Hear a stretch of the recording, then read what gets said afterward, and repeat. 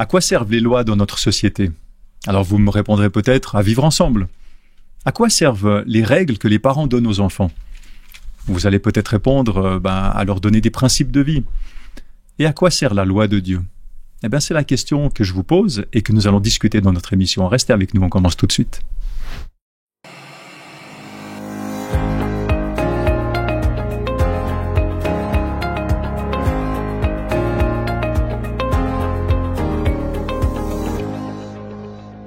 Je vous souhaite une très chaleureuse bienvenue. Ça me fait très plaisir de vous avoir avec nous cette semaine dans 3DS, dans notre émission d'études de la parole de Dieu. Nous sommes aujourd'hui, c'est la dernière semaine de ce trimestre où nous étudions l'amour et la justice de Dieu. Nous en sommes arrivés à la 13e semaine, la dernière, et nous terminons avec ce titre, l'amour est l'accomplissement de la loi.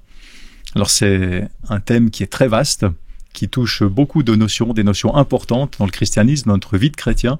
Et pour discuter de ça, pour conclure ce trimestre d'études, eh bien, j'ai deux personnes avec moi qui m'accompagnent et qui me permettront, on va discuter, échanger ensemble. J'ai Noélia qui se trouve à ma gauche. Bonjour Noélia. Bonjour. Et puis Paul qui se trouve à ma droite. Bonjour à tous les deux, ça me fait plaisir de vous retrouver ici. Merci. Et pour nos auditeurs, peut-être Noélia, si tu veux dire deux mots sur toi, oui, avec te plaisir. Présenter. Merci. Alors, je m'appelle Noélia et je travaille dans un établissement qui accueille des personnes âgées, je suis animatrice. Et sinon, je suis membre à l'église de Neuchâtel et je vais régulièrement... Église adventiste Église adventiste de Neuchâtel, ouais. Et je vais régulièrement à l'église hispanique à Genève. D'accord. Donc, je me balade un petit peu... Une voyageuse en Suisse romande. Exactement. Voilà. Bienvenue à toute la Suisse romande et salutations à toute la Suisse romande.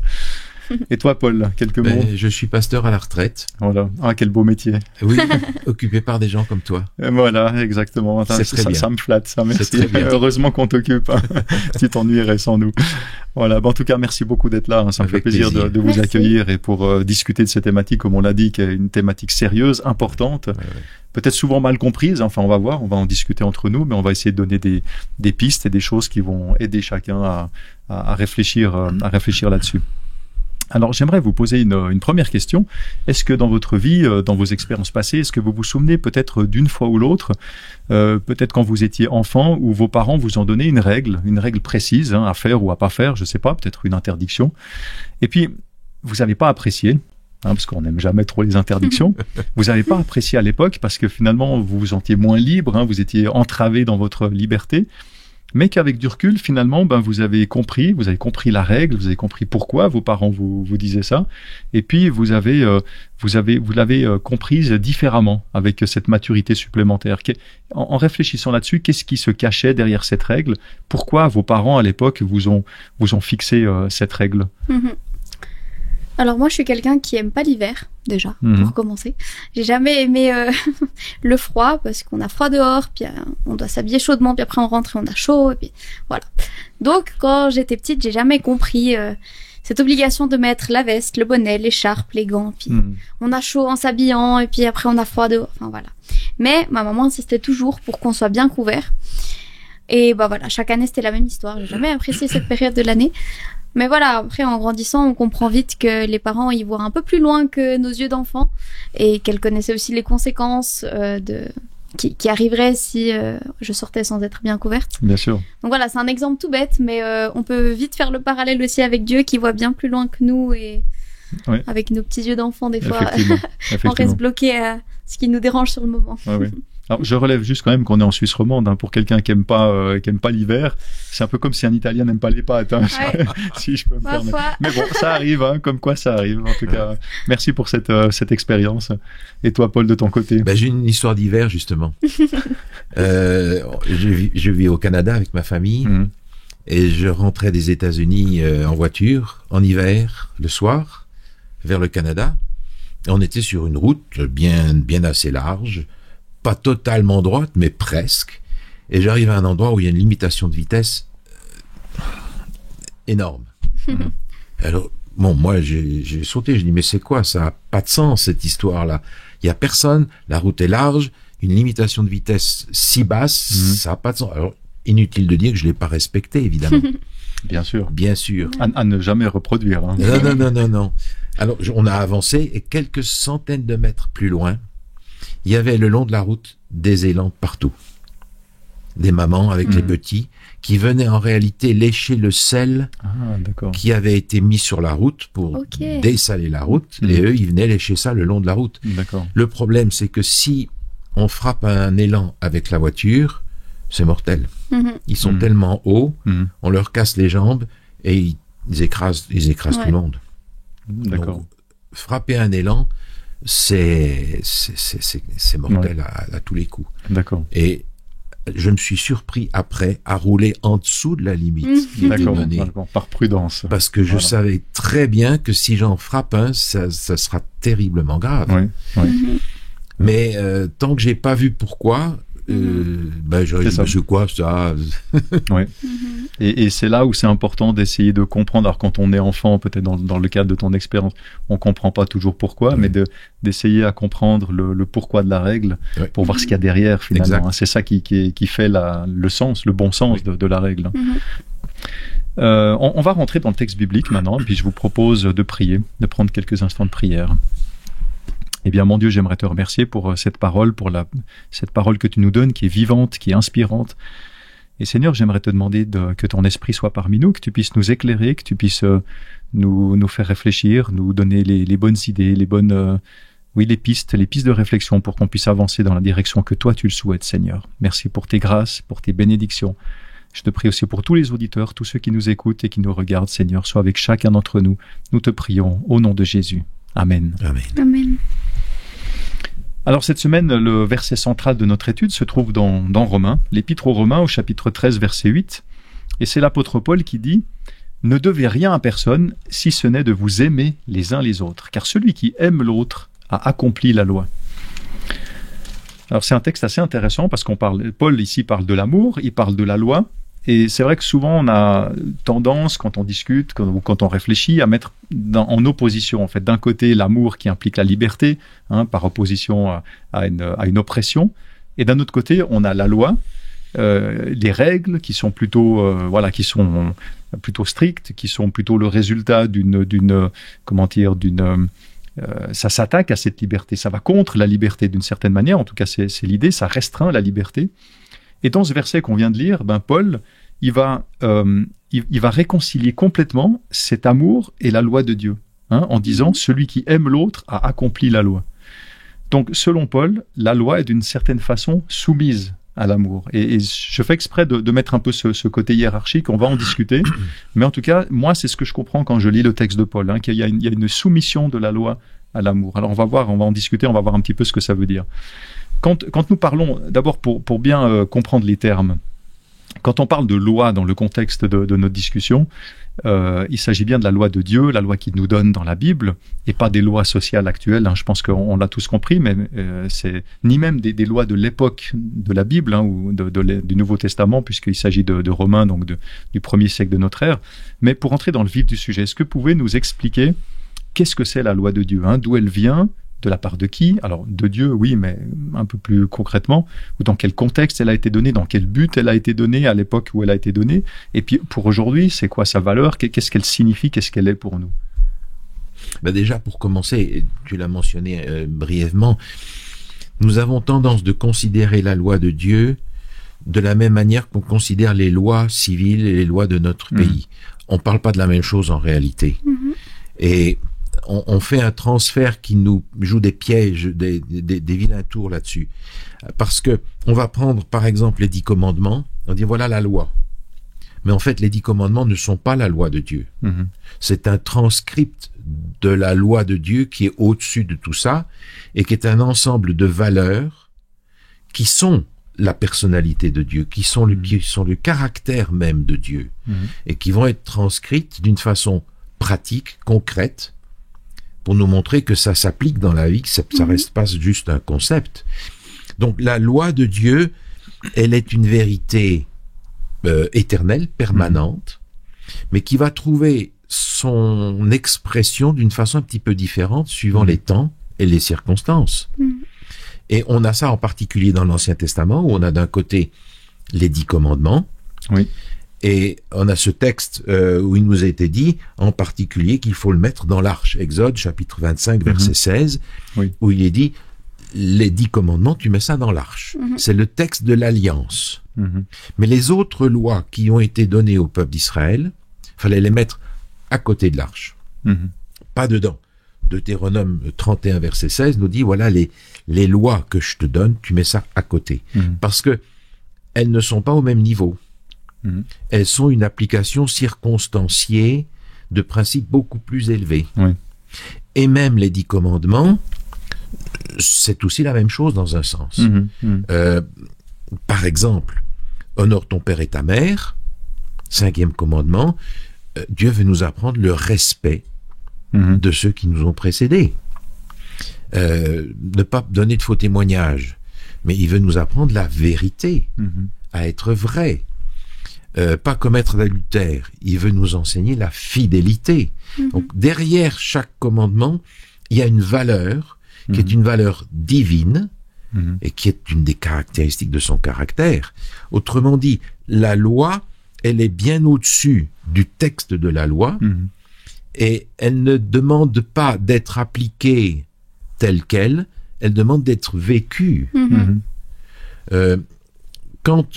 Pour reprendre l'exemple que j'ai donné tout à l'heure avec mes élans, mes orignaux au bord de la route, j'avais plus besoin de la limitation de vitesse quand j'ai compris pourquoi.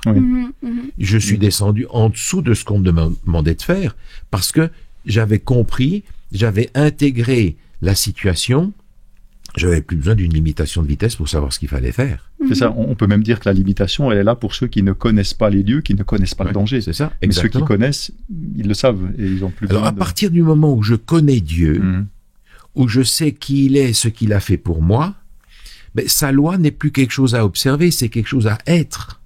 Et ça fait toute la différence.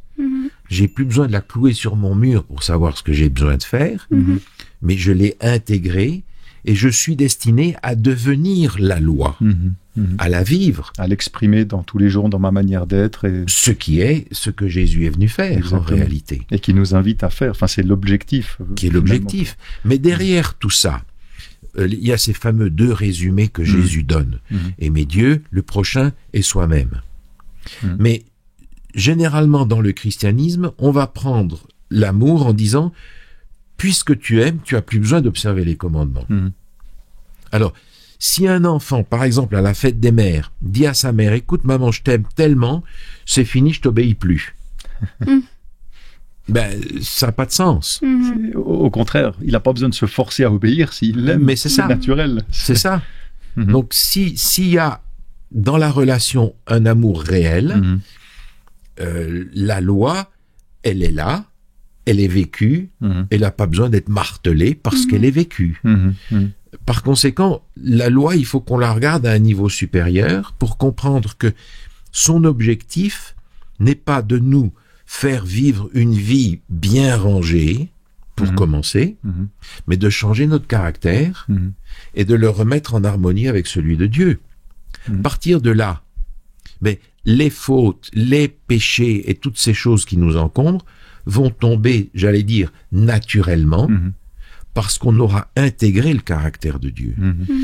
Donc ça nous permet d'élever le débat à un niveau nettement supérieur, et on a besoin de comprendre qu'au-delà d'une prescription à vivre, il faut que j'ai tout l'équipement nécessaire pour la vivre comme il faut. Je vais donner un exemple un petit peu simple, mais qui illustre ça.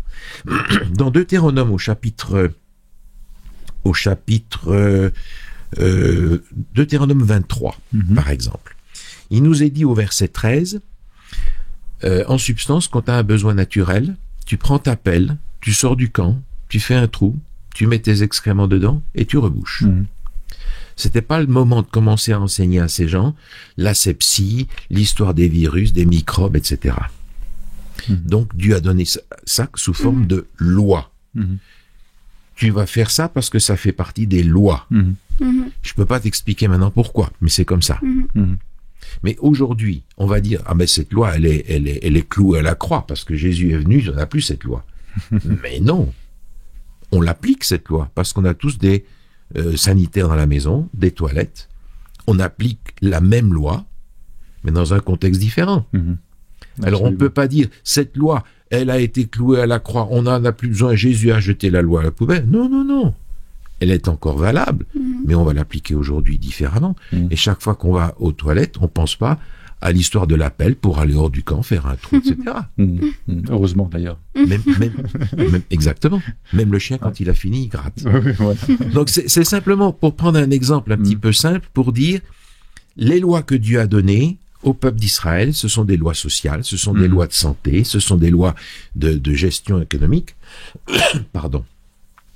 Mais ces lois, on les applique aujourd'hui, peut-être oui, peut-être non, mais elles ont encore la même valeur parce qu'elles sont le reflet d'une même valeur supérieure qui est dans le caractère de Dieu. Ah oui, tout à fait.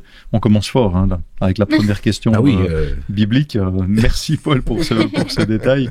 Noélia, comment est-ce que tu vois cette loi de Dieu pour toi? Moi, je voulais surtout faire un focus sur ce que Paul a brièvement partagé concernant ce nouveau commandement que Jésus donne en fait dans le Nouveau Testament, d'aimer Dieu de tout notre être et les autres comme nous-mêmes. Il dit bien que c'est les commandements les plus importants, les plus grands. Et finalement, je pense que quand Jésus il partage ce commandement, il veut nous inviter à revenir à l'essentiel en fait. À mon avis, quand on se focalise trop sur des interdits ou des obligations, on reste très factuel et parfois on perd de vue ce qu'il y a derrière en fait. Tout cet amour qui devrait nous encourager et nous pousser à agir de la sorte en fait. Et Jésus nous dit mais alors oui c'est important de pas mentir, oui c'est important de pas tuer, de respecter Dieu.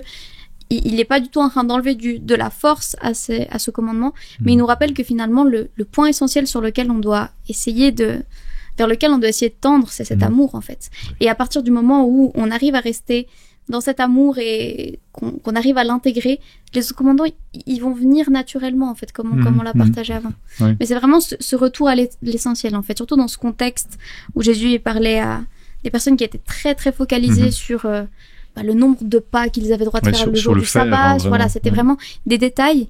Et finalement, à être si concentré sur ces détails, on perd de vue la base en fait, le fondement. Et c'est vrai que la réponse de Jésus, pour compléter un peu ça me fait penser, ta réponse, elle me fait penser à ça. C'est que Jésus, il est pas, dans sa réponse, il va pas contredire, mais il va simplement dire, oui, vous avez entendu tout ce qu'était le faire, mais on peut se résumer en changeant votre état d'esprit, en changeant votre être. Et si vous changez votre être, parce que quand il dit aimer Dieu, aimer soi-même, aimer son prochain, concrètement, c'est quoi le faire? Comment ça s'exprime? Ça s'exprime, par exemple, au travers des commandements. Exactement. Donc, c'est juste un changement d'optique, en fait, mais pas du tout un changement de fond sur ce que ça veut dire. Hein. Et ce n'est pas Jésus qui l'a inventé, parce que ce qu'il dit, il l'a pris dans l'Ancien Testament. J'ai sous les yeux le texte de Deutéronome 6, il est dit « Ces commandements que je te donne aujourd'hui seront dans ton cœur. » Donc, dès le départ, Dieu met les choses au clair en disant « Ces commandements, tu dois les vivre dans ton cœur, dans l'amour que tu as pour Dieu. » Et il va falloir répéter ça. Jérémie 31 nous parle d'une nouvelle alliance qui est pas nouvelle du tout, mais qui est renouvelée pour leur dire arrêtez de garder ça à l'extérieur, mettez-le au-dedans de vous. Mais on est encore dans l'Ancien Testament, en fait. Tout à fait. Ouais, tout à fait. Et c'est ça que les pharisiens à l'époque de Jésus n'avaient pas compris. Ils n'arrivaient pas à sortir de là. Tout à fait. Alors, dans le Nouveau Testament, l'apôtre Paul, il parle beaucoup de la loi de Dieu. Hein. D'ailleurs, le texte qu'on a pris était des Romains, donc c'est Paul qui parle. Et Paul a écrit plusieurs lettres à des églises différentes, à des églises chrétiennes de son époque. Et parfois, dans ces lettres, il utilise des expressions qui sont assez virulentes. Hein, on connaît un petit peu le franc-parler de Paul et la difficulté qu'on a déjà à le comprendre. Mais un texte, trois textes que j'aimerais lire avec vous, qui se trouvent tous dans l'Épître aux Romains. Alors le premier, c'est au chapitre 6, verset 14, où Paul, il dit « Le péché, en effet, n'exercera pas sur vous sa maîtrise, car vous n'êtes pas sous la loi, mais sous la grâce. » Un petit peu plus loin, chapitre suivant, chapitre 7, verset 6, « Mais maintenant nous sommes dégagés de la loi, car nous sommes morts à ce qui nous tenait captifs, de sorte que si nous sommes esclaves, ce n'est plus sous le régime ancien de la lettre, mais sous le régime nouveau de l'esprit. » Et puis, j'en fais un passage suivant, mais c'est le verset directement qui suit. « Que dirions-nous donc? La loi est-elle péché? Jamais de la vie. Mais je n'ai connu le péché que par la loi. Ainsi, je n'aurais pas su ce qu'était le désir si la loi n'avait pas dit « Tu ne désireras pas. » Alors le péché, profitant de l'occasion, a produit en moi par le commandement toutes sortes de désirs. En effet, en dehors de la loi, le péché est mort. Mais autrefois, en dehors de la loi, je vivais. Mais quand le commandement est venu, le péché a pris vie, et moi, je suis mort. Ainsi, le commandement qui mène à la vie s'est trouvé, pour moi, mené à la mort. Car le péché, profitant de l'occasion, m'a trompé par le commandement, et par lui, il m'a tué. Et là, Paul y termine en disant « Certes, donc, la loi est sainte, le commandement est saint, juste et bon. » Alors, terme compliqué, hein. Voilà. Mais dans ces versets, qui je répète, c'est dans le même, c'est dans l'épître aux Romains, hein. Puis on est à 2 chapitres d'intervalle, donc on n'est pas, c'est pas, il a dit ça à un moment donné, puis 30 ans plus tard, à d'autres personnes, dans un autre contexte, il a dit autre chose. Donc on se trouve dans le même discours de Paul, et il semble dire d'une part qu'on n'est plus soumis à la loi, parce qu'on est sous le régime de la grâce, et il dit même que nous sommes dégagés de la loi, hein, textuellement, c'est dans Romains 7 au verset 6, et puis à l'inverse, il continue son même discours, en faisant toute une plaidoirie sur l'importance de la loi, pour terminer avec ces mots, la loi est sainte, le commandement est saint, juste et bon. Je pense que vous voyez où je veux en venir, hein. Alors, je pense que même à l'époque de Paul, quand il a dû dire, enfin, c'était une lettre, il l'a écrite, mais il a dû en perdre plus qu'un, je pense, dans ça. Alors, en analysant un petit peu ça, qu'est-ce que Paul, il veut dire ici? Pourquoi est-ce qu'une fois il dit que la loi est une loi qui mène à la mort, et juste après il dit que c'est une loi qui est sainte, juste et bonne? Mais on a le chaud et le froid dans ce texte. Au chapitre 6, tu as mentionné le verset 14. Le péché n'aura plus de pouvoir sur nous parce que nous sommes non sous la loi, mais sous la grâce. Quoi donc, pécherions-nous parce que nous ne sommes pas sous la loi, mais sous la grâce? Loin de là. Donc, il lance le froid et le chaud en nous donnant l'impression que les deux manières de considérer les choses ne sont pas justes et qu'il y a une autre dimension à regarder dans un équilibre de la compréhension de la loi. S'il s'adresse à des légalistes, il leur dit « sortez de là ». S'il s'adresse à des gens qui pour eux n'ont pas de loi, il va dire, mais écoutez, vous avez besoin d'une loi qui soit juste.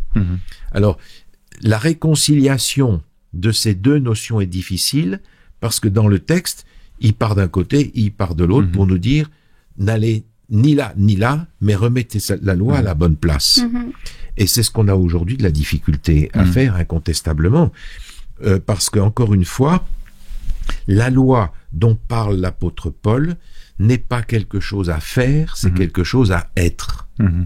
Et il dit, voilà, la loi me révèle le péché. Ben oui, parce que la loi me dit quelque chose et je suis en désaccord. Si je la connais pas, la loi, j'ai pas de problème, tout va bien. Mais tout d'un coup, la loi arrive et je meurs parce que je suis condamné par le péché.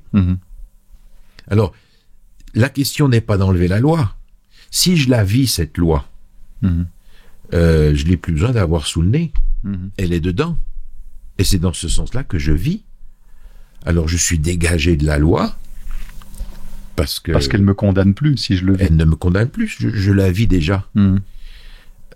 Par conséquent, il y a un domaine dans lequel il va falloir rentrer, c'est sortir du salut par les œuvres, le faire, pour rentrer dans le domaine du salut par la foi, que la force que je reçois qui me permet d'être, et à partir de ce moment-là, la loi n'a plus sa virulence, elle n'est plus une accusation, elle n'est plus une opposition à l'amour. Elle est où cette loi? Ben, on la vit. C'est ça. Et c'est ce qui est particulièrement difficile, parce que, encore une fois, quand on parle de la loi, on a tendance à penser à la manière dont les lois sont faites dans notre pays, et quand on parle d'aimer, on est encore une fois tenté de penser à l'amour humain qui n'est pas à la hauteur de l'amour divin dont il est question là-dedans. Effectivement. Donc on a vraiment besoin de se mettre à jour dans la compréhension et de la loi et de l'amour dans la dimension divine pour réussir à réconcilier tout ça, ce qui ne nous est pas naturel, bien entendu. Je repense par exemple à ce texte dans l'épître de Jacques où on va dans l'autre sens. Jacques dit, ben, si t'as la foi, ben, ça va se voir. Oui. Elles sont où tes œuvres? Si tu dis que t'as la foi. Et la foi, disait-il, sera rendue parfaite le jour où tu en porteras les fruits. Bah ouais. Alors, si je commence par porter les fruits sans avoir cette transformation, ça va être du pharisaïsme, ça va être de l'hypocrisie. Je vais faire parce qu'il faut faire. En réalité, ce que Jésus nous propose, ce n'est pas des choses à faire pour être sauvé, ce sont des choses que l'on fait parce que on est sauvé. Et ça ressort, à mon avis, très fort dans l'Ancien Testament. J'ai pas besoin de prendre le texte, Exode 20. Comment commence le premier commandement? Systématiquement, on va dire, tu n'auras pas d'autre Dieu devant ma face. Mais le premier commandement ne commence pas comme ça. Le premier commandement commence, je suis l'Éternel, ton Dieu, qui t'ai fait sortir du pays d'Égypte, de la maison de servitude, etc. Donc c'est d'abord le libérateur qui se présente. Alors la libération d'Égypte est la libération standard au travers de toutes les Écritures pour nous faire comprendre la libération du péché, de l'esclavage du péché, etc. Donc Dieu dit, je vous libère, mais maintenant que vous êtes libérés, vous êtes libres de vivre cette loi parce que vous n'avez pas besoin de le faire pour, vous allez le faire parce que. Et le parce que s'accroche à l'amour du Dieu qui m'a libéré. Alors ça change tout le décor. Et je ne suis pas en train de dire, les 10 commandements, il va falloir que je les observe. Ben non, vis-les. C'est-à-dire que si tu aimes vraiment ta femme, tu vas pas avoir envie d'aller chercher la voisine. Si tu aimes ton voisin ou les autres, tu vas pas avoir envie de raconter des mensonges sur lui. Oui, tout à fait. Ce qui veut dire qu'au départ, étant libéré par Jésus-Christ, je suis enfin libéré d'aimer les autres.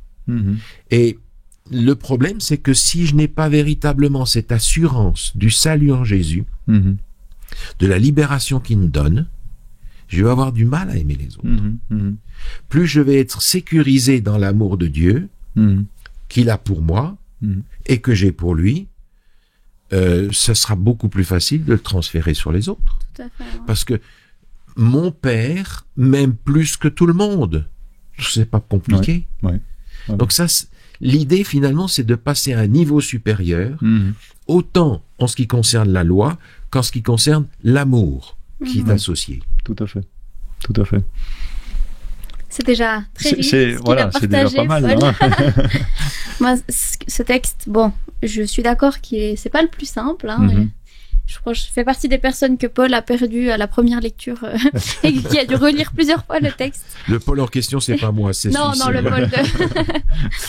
Mais je pense que ce texte, il nous montre que la loi, elle met en avant notre besoin du salut et de la grâce de Dieu.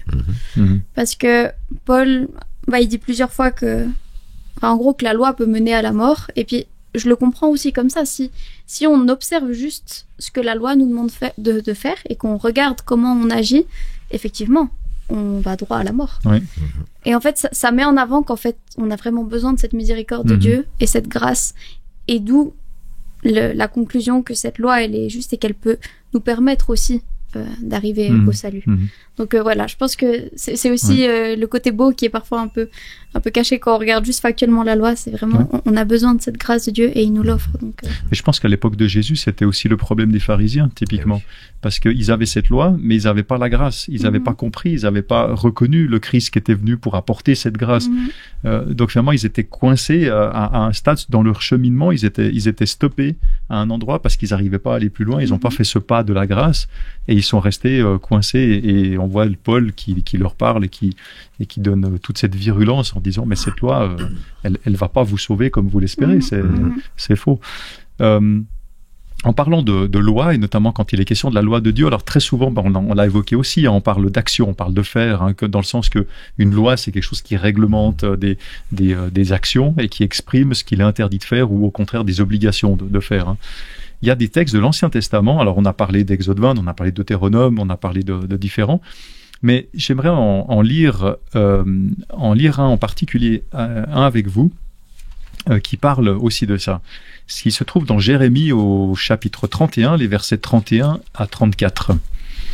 Et le texte nous dit la chose suivante. Les jours viennent, déclaration du Seigneur, où je conclurai avec la maison d'Israël et la maison de Juda une alliance nouvelle, non pas comme l'alliance que j'ai conclue avec leur père le jour où je les ai saisis par la main pour les faire sortir d'Égypte, alliance qu'ils ont rompue bien que je sois leur maître, déclaration du Seigneur. Mais voici l'alliance que je conclurai avec la maison d'Israël après ces jours-là, déclaration du Seigneur. Je mettrai ma loi au-dedans d'eux, je l'écrirai sur leur cœur, je serai leur Dieu et eux, ils seront mon peuple. Voilà, ça évoque, c'est ce que tu disais tout à l'heure, hein, oui. Qui est un texte qui est vraiment central. On le voit dans Jérémie, il y a aussi Deutéronome hein, qui parle de ça. Alors quand Dieu, par l'intermédiaire du prophète Jérémie, dit qu'il mettra la loi au-dedans d'eux, hein, qu'il écrira sur leur cœur, qu'est-ce que ça veut dire pour vous ? Est-ce qu'on est toujours dans le faire ou dans le pas faire ? Est-ce qu'il faut regarder ailleurs ou peut-être regarder autrement ? Parce que c'est des fois une question de perspective, de regard. Hein. Pour comprendre non seulement la loi et son rôle, mais aussi Dieu, le rôle de Dieu par rapport à cette loi. Hein, quand il nous a donné cette loi, quel était son objectif finalement ? Comment est-ce que vous comprenez ce verset ? Alors c'est vrai que comme on en a parlé un petit peu avant, je pense que ce verset, il met en perspective que Dieu il veut que la loi, elle soit quelque chose qu'on prenne, qu'on garde à l'intérieur de nous en fait. Pas seulement des concepts froidement appris par cœur, qu'on appliquerait sans... voilà. Et c'est pas que théorique, voilà. C'est exact. Ouais. C'est vraiment un autre niveau en fait, c'est un niveau beaucoup plus intérieur et c'est d'ailleurs plus facile d'obéir comme ça en fait, on le voit bien. Si c'est simplement une obéissance parce qu'on nous a dit que c'est parfois plus difficile, alors que si on est conscient de l'importance et que c'est vraiment quelque chose qui nous tient à cœur, on voit ce qu'il y a derrière, finalement, on obéit aussi plus naturellement. Et ça me fait penser à quelque chose que j'ai découvert pendant mes études. Il y a différents stades de développement de la morale chez l'enfant. C'est Kohlberg, si jamais vous voulez aller regarder, qui parle de ça. Il y a 3 stades de développement de la morale, donc le stade préconventionnel, conventionnel et post-conventionnel. Enfin voilà, c'est des mots compliqués pour dire que l'enfant il passe d'une obéissance due à une certaine peur des conséquences à par la suite une obéissance parce qu'il a appris justement il faut faire ça, il faut faire ça, il faut faire ça. Il a intégré les règles, il agit. Et finalement, au fur et à mesure de sa croissance, quand il arrive dans l'âge adulte, il va intégrer, il aura développé et acquis des valeurs morales qui vont être à l'origine de son comportement. Et en fait, il va obéir sur la base de ces valeurs morales. En fait, c'est une progression dans sa maturité. Exactement. Et je pense que Dieu nous invite aussi à devenir mûrs dans le sens passer d'obéir à des concepts qu'on a appris par cœur à faire un pas plus loin et puis comprendre ce qu'il y a derrière, intégrer ces valeurs que Dieu veut nous transmettre et obéir parce qu'on trouve que c'est important et parce que ces valeurs ont rempli notre caractère et nous font agir de la sorte. Finalement, je pense que on a aussi un processus de maturation à faire en lien avec cette loi. Bien sûr, bien sûr. Et alors, d'un point de vue personnel, hein, j'en suis convaincu et c'est bien que tu le mettes en évidence parce que je pense qu'il y a aussi ce processus de maturité au travers des âges, c'est-à-dire que le peuple, quand on regarde la maturité spirituelle du peuple d'Israël au moment où il a reçu ça, ces paroles, ces 10 commandements, il y a eu une maturité qui a grandi et qui est arrivée jusqu'à l'époque de Jésus et jusqu'à nous aujourd'hui, et on espère en tout cas qu'il y a une maturité qui est grandie, quoi. Hein, enfin voilà, je sais pas si tu veux ajouter quelque chose là-dessus. Mais c'est exactement ça. La loi n'est pas une liste de prescriptions, c'est un mode d'emploi.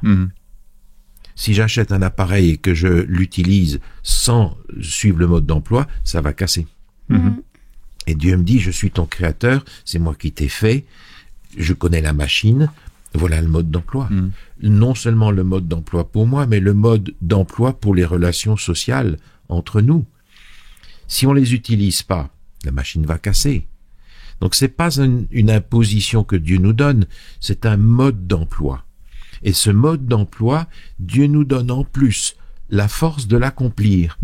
J'ai sous les yeux ce texte d'Ézéchiel, en plein dans l'Ancien Testament.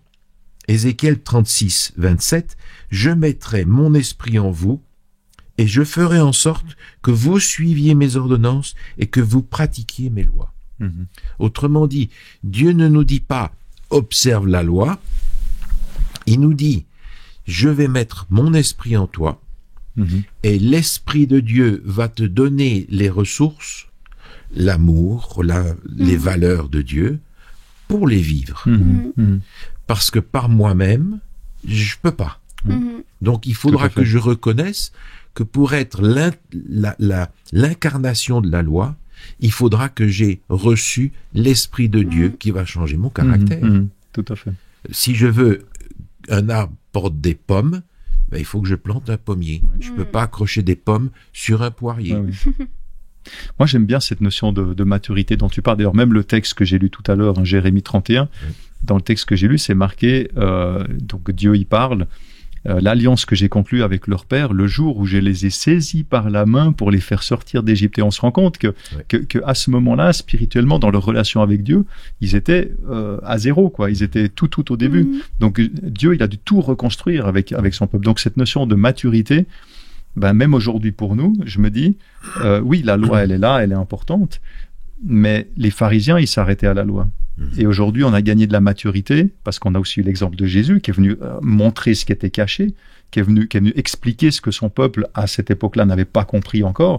C'est d'aller au-delà de la loi, d'aller plus loin. Ça veut pas dire à la place, ça veut dire d'aller plus loin, de construire dessus, mais de voir ce qu'il y a derrière, ce qu'elle veut dire, ce qu'elle signifie, ce qu'elle exprime, finalement. C'est le sermon sur la montagne. Tout à fait. On vous a dit, vous avez fait bêtement ça, mais moi je vous dis que c'est beaucoup plus large. Exactement. Et cette notion de maturité, on la retrouve dans le Nouveau Testament au travers d'un mot qu'on comprend généralement très mal, c'est la notion de perfection. Oui. On a pris perfection comme un plafond à atteindre dans la réalisation de certaines règles. C'est ça. Alors que le texte du Nouveau Testament nous invite à prendre la perfection. Une impeccabilité, comme diraient certains. C'est ça, une maturité complète à l'état où on en est dans notre relation avec Dieu pour que ça sorte au travers d'une personne transformée. Oui. Alors, on a vu, et j'aimerais rentrer maintenant dans un aspect assez concret, on a vu dans notre étude ce lien qui est intime entre la loi et l'amour. Ces deux choses qui vont ensemble. Je dirais même que c'est... je pense que comment est-ce qu'on peut mettre des mots sur l'amour de Dieu ? Les mots, c'est ce que Dieu il a essayé de faire en disant tu feras pas ci, tu feras pas ça. Il essaye de cerner avec des mots ce que ça veut dire l'amour de Dieu. Je crois qu'on peut le résumer comme ça. Donc on voit bien ce lien qui est vraiment intime entre les deux. On voit comment la loi elle sert à nous faire découvrir cet amour au travers de la personne de Jésus aussi qu'il a incarné, on va dire. Et pourtant, bien qu'on sache tout ça, et on a la Bible depuis l'Ancien Testament depuis longtemps, on va dire le Nouveau Testament grosso modo depuis 2000 ans, on a l'exemple de Jésus, donc on a toute la matière qu'il faut. Et moi j'ai envie de dire, mais pourquoi aujourd'hui on devrait être des docteurs amour, enfin tellement on a les ressources, on a réfléchi depuis des milliers d'années là-dessus. Et pourquoi, j'ai presque envie de dire, mais pourquoi est-ce qu'on en est encore toujours là ? Et là, j'aimerais, si on est des disciples de Jésus, qu'on a compris cet enseignement primordial du Christ, et qu'on n'est pas des docteurs amour, alors, et là on voit le problème, on voit les lacunes chez les autres, mais on voit pas les lacunes chez nous. D'un point de vue très concret, comment ça doit se traduire cet amour aujourd'hui vis-à-vis de notre famille, de nos amis, des membres d'église qu'on côtoie régulièrement. D'un point de vue très concret, qu'est-ce que vous metteriez comme exemple ? Moi, ça me fait penser à la règle d'or qu'on entend souvent quand on est enfant, ou même quand on est adulte. Ne fais pas aux autres ce que tu veux pas qu'on te fasse. Moi, j'aime bien la tourner en version positive. Fais aux autres ce que tu voudrais qu'on te fasse. Parce que ça nous responsabilise beaucoup plus aussi. Et ça nous rappelle aussi que aimer, alors oui, l'amour c'est un sentiment, mais le fait d'aimer c'est un verbe. Donc c'est une action. Ça nous pousse à faire des choses. Et à faire ces choses qu'on voudrait qu'on nous fasse aussi.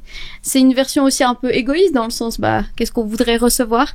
Mais finalement, en tant qu'humain, peut-être qu'on a besoin de fonctionner aussi parfois comme ça, de se dire, quand je pense, j'essaie de ramener les choses à ce que je connais, donc à moi. Voilà, c'est ce que je voudrais, c'est ce que j'ai aussi envie d'apporter aux autres. Et je pense que c'est aussi important de rappeler que aimer quelqu'un, c'est pas forcément toujours être d'accord avec lui ou avec elle. Mais je pense que c'est aussi quelque chose qui s'apprend avec la maturité, mais c'est tout dans la façon de le faire. Et on peut tout faire, mais avec amour. Dans le respect, dans toutes ces valeurs qu'on découvre au fur et à mesure qu'on grandit. Mais voilà, vraiment, aimer quelqu'un, ça peut parfois lui dire qu'on n'est pas d'accord avec lui, qu'on pense qu'il va droit dans le mur. Et ça fait partie de l'amour. Mais c'est tout dans la façon de le faire. Et dans l'approche qu'on a avec la personne, je pense. Et l'amour, j'irais même un pas plus loin, hein, c'est de dire que l'amour, c'est que non seulement tu respectes, même s'il n'est pas d'accord, mais tu lui donnes cette liberté de penser comme il pense, et voilà, il a le droit, et voilà. Ouais. Des fois, c'est dur, hein, pour nous, c'est dur, hein, mais merci Noélia, très bonne réponse.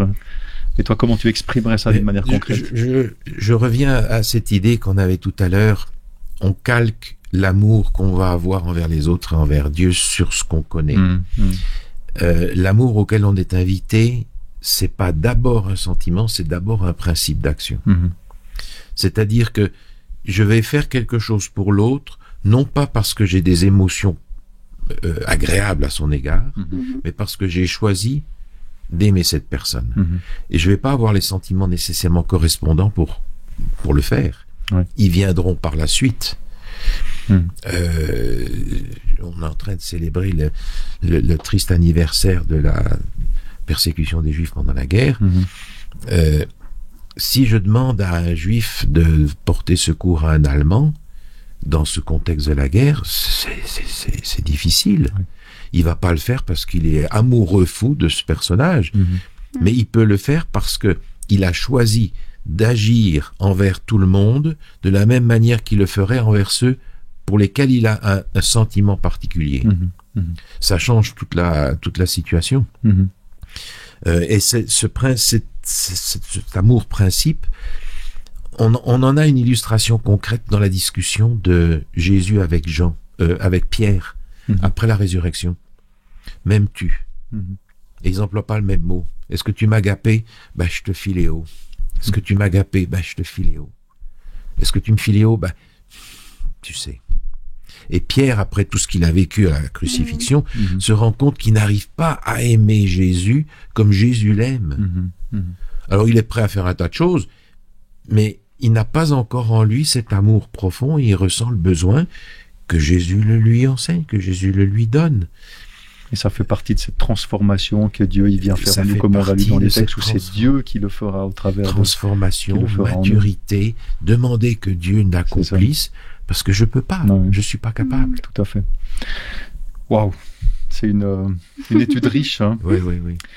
On arrive au bout. Malheureusement, j'ai envie de dire malheureusement. Alors on arrive au bout non seulement de notre étude maintenant, mais on arrive au bout de notre trimestre, puisque c'est la dernière étude. Et très rapidement, peut-être en une phrase ou deux, enfin je vous laisse gérer le temps, mais vraiment rapidement, quel est l'enseignement que vous tirez le plus important, alors non seulement peut-être de cette étude, mais aussi de ce trimestre sur l'amour et la justice de Dieu? Qu'est-ce que vous retenez de cette étude? Qui veut commencer? Noélia, tu veux commencer? Volontiers. On a beaucoup parlé de respecter la loi de Dieu car nous l'aimons. On l'a évoqué plusieurs fois pendant cette étude. Mais je pense que c'est aussi important de rappeler que je pense que Dieu nous a donné cette loi car il nous aime. Et ça, c'est la base de tout. Et finalement, cette loi, elle nous permet de vivre plus heureux sur Terre, si on décide de la respecter, déjà. Et de nous préparer aussi à vivre avec Dieu un jour, pour toujours. Et ça me donne de l'espoir de regarder cette loi comme ça, parce que finalement, je perçois plus Dieu comme un juge intransigeant qui va regarder si je suis en train de respecter cette loi ou pas, et si je suis à la limite, s'il va me dire « Ah bah là, t'as péché ». Mais simplement comme un Dieu qui a envie que je sois bien ici et avec lui pour l'éternité, et qui me dit bah voilà quelques conseils pour que tu puisses commencer déjà à te préparer à être avec moi pour toujours. Merci beaucoup, Nadia. Je réalise à nouveau que amour et justice en Dieu sont une seule et même chose. Une seule et même chose. Et dans ce sens-là, cette justice, je ne l'ai pas. Il va falloir que j'accepte celle que Jésus a acquise pour moi. Alors, à partir de là, je me dis, quand je regarde à moi, je vois pas comment je peux m'en sortir parce que je suis pas capable d'aimer, je suis pas capable d'observer la loi. Par contre, si je m'accroche à ce que Jésus a fait pour moi, alors à ce moment-là, je peux y arriver par sa grâce. Et je crois que c'est l'objectif que l'on peut saisir en se tournant vers Jésus, qui est la clé et de l'amour et de la justice. Se tourner vers Jésus. Ce sera le mot de la fin. Je pense que c'est la plus belle image qu'on peut garder, qu'on peut avoir. Merci beaucoup, Paul, pour tes paroles, pour ta présence. Merci beaucoup, Noélia. Ça m'a fait très plaisir de vous retrouver, de vous avoir avec moi pour discuter de cette thématique. J'espère que ça vous a enrichi aussi. En tout cas, vous m'avez enrichi. Donc, merci beaucoup. Absolument. Et j'espère vous aussi que vous avez été enrichi par non seulement aujourd'hui, non seulement cette étude, mais aussi pendant tout ce trimestre sur la justice et l'amour de Dieu. C'est un sujet passionnant et je pense que vous avez aussi pu percevoir ce qui ressortait de ces discussions et comme ça vibrait dans chacun d'entre nous et dans les intervenants qui sont apparus tout au long du trimestre. La semaine prochaine, on va commencer un nouveau thème. On va parler des allusions, images, symboles, comment décrypter les prophéties bibliques. Donc restez avec nous, c'est un sujet passionnant aussi qui va commencer. J'aimerais vous remercier pour votre fidélité, vous remercier pour les dons aussi que vous faites, que certains font en tout cas régulièrement. Pensez à nous, on a besoin de vous, je vous le dis franchement, je vous le dis ouvertement et on est très très reconnaissant quand vous nous soutenez d'une manière ou d'une autre. Aussi par vos prières sont très importantes. Donc merci beaucoup pour cela, merci à vous. Et puis n'hésitez pas à mettre un commentaire, je vous encourage toujours aussi à partager. Et partager, c'est pas seulement un clic et envoyer à quelqu'un, c'est partager avec quelqu'un dans le sens de discuter, de réfléchir ensemble, de continuer la réflexion, la discussion, de continuer l'étude aussi avec la Bible. Donc continuez, je crois que c'est là la meilleure façon de pouvoir se développer spirituellement, de mieux connaître le Christ et de mieux se rapprocher de lui. Voilà, je vous donne rendez-vous la semaine prochaine. Très bonne semaine à vous.